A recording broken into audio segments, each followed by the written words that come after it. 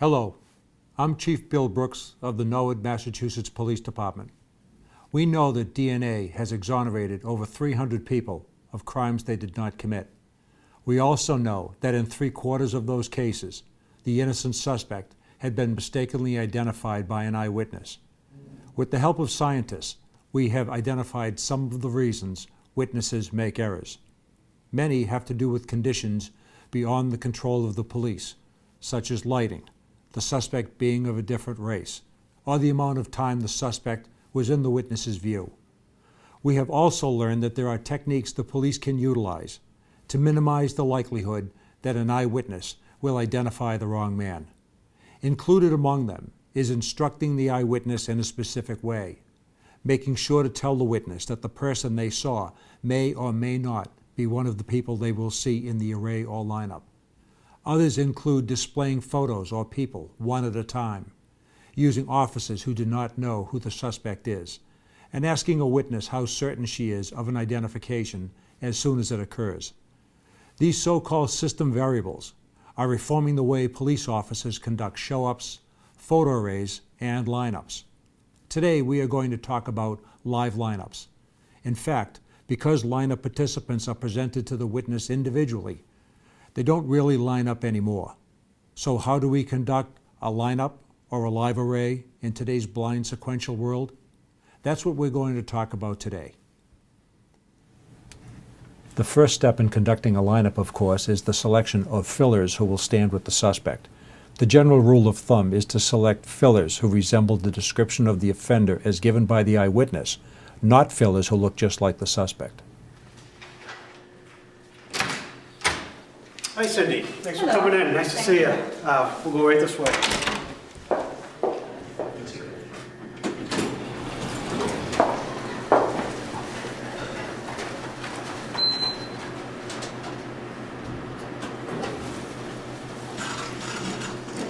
Right over here, Cindy. Officer Hawkins. This is Cindy Cady. Hi, nice to meet you. Officer Hawkins is going to help us out with this. If you could stay here with him while I get a few things squared away, I'll be right back. Okay, thank you. Why don't you have a seat?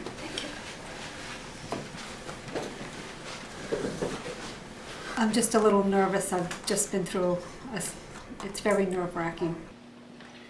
Okay, Damien, come up to the door. Turn around. Right at the waist.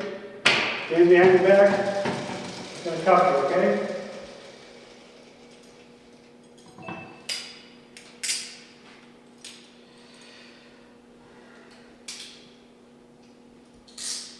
Now we're going to go see us to the lineup.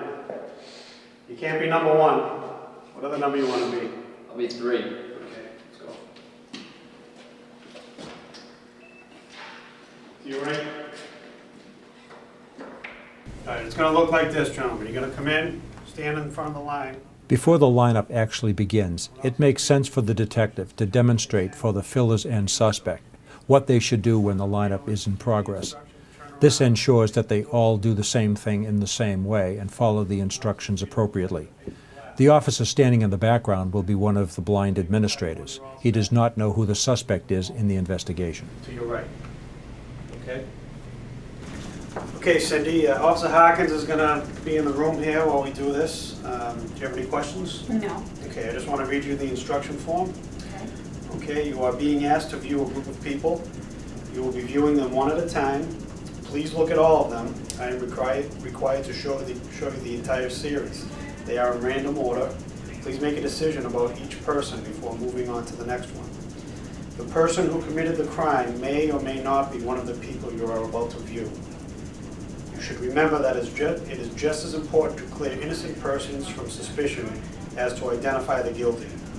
The officer administrating this procedure does not know whether any of the people were involved in the crime.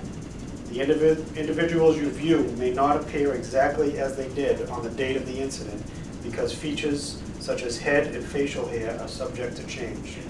Regardless of whether or not you select a person, the police department will continue to investigate the incident. The procedure requires the officer to ask you to state in your own words how certain you are of any identification. If you do select someone, please do not ask the officer questions about the person you have selected, as no information can be shared with you at this stage of the investigation. Regardless of whether you select a person, please do not discuss the procedure with any other witnesses in this case. Do you have any questions before we begin? No, I don't. Okay. Can I just have you sign and date? At this point, Detective Gover is going to sign the form and ask the witness and the uniformed officer to sign the form. He has explained to the witness that Officer Hawkins does not know which of the participants is the suspect in the investigation. He is our second blind administrator. Once the form is signed, the detective leaves the room. This is the last time he will see the eyewitness until the procedure is concluded. I'll be right outside, okay? Okay, thank you. Number one, can you come into the room? Stop that black one. All right, turn and face the door. Turn around and face me.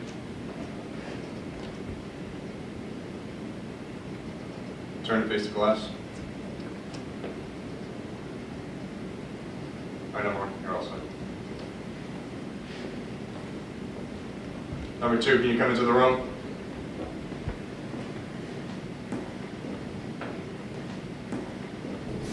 Here, the participants are receiving instructions from the uniformed officer standing in a corner of the participant room. He's positioned himself in such a way so that he really cannot be seen from the other side, although, because he does not know who the suspect is, it would not matter if he was visible.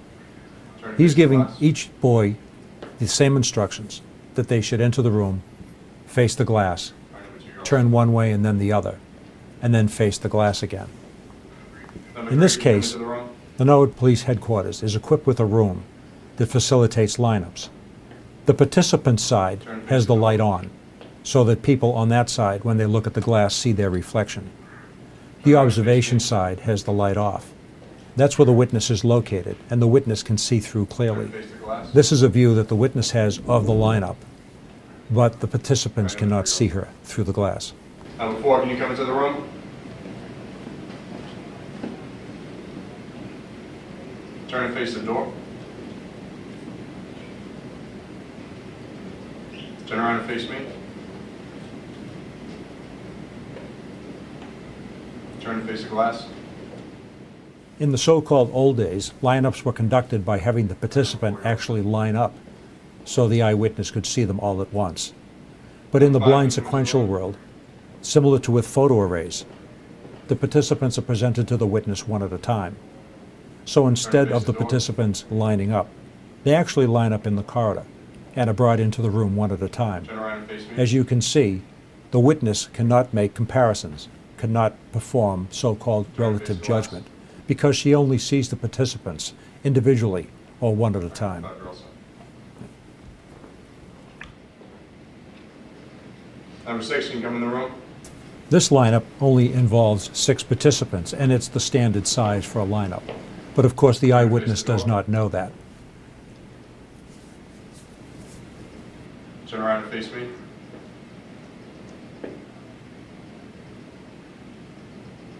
Turn and face the glass. All right, number six, you're all set.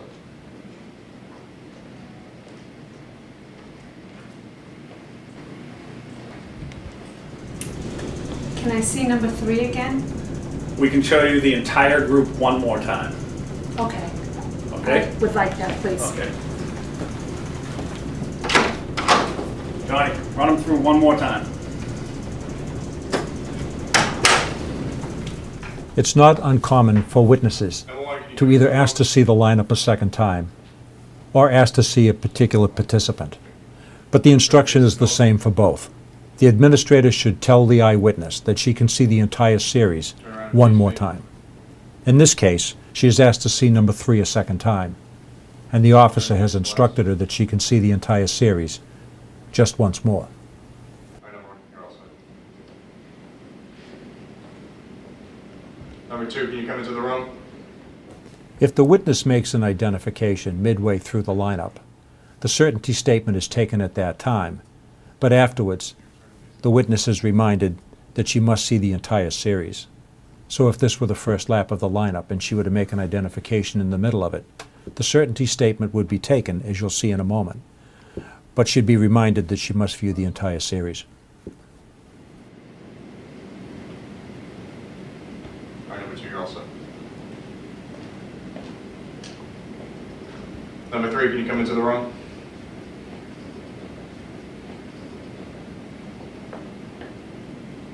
Turn and face the door. Turn around and face me.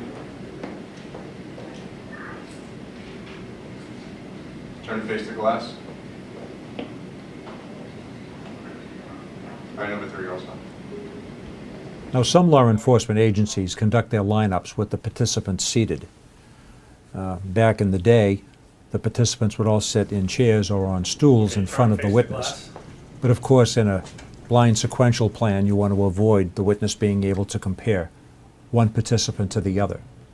So the only way to really accomplish this, or to accomplish it appropriately, Turn and face the door. is to turn the witness's back to the window, have the participant come in, sit down, take a seat, and then have the witness turn and look through the glass. The purpose of doing a sit-down lineup is, of course, intended to take height out of the equation so that all of the participants look approximately the same size. After a participant has been presented to the witness should turn her back as instructed by the blind administrator until the next participant enters the room and takes his seat. After the next participant is seated, the witness can be instructed to turn around and face the glass. And then the procedure is repeated with the second Okay, participant. turn and face the glass.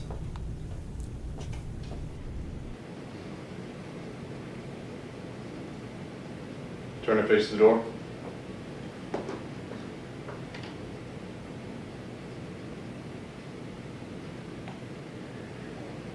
Turn around and face me.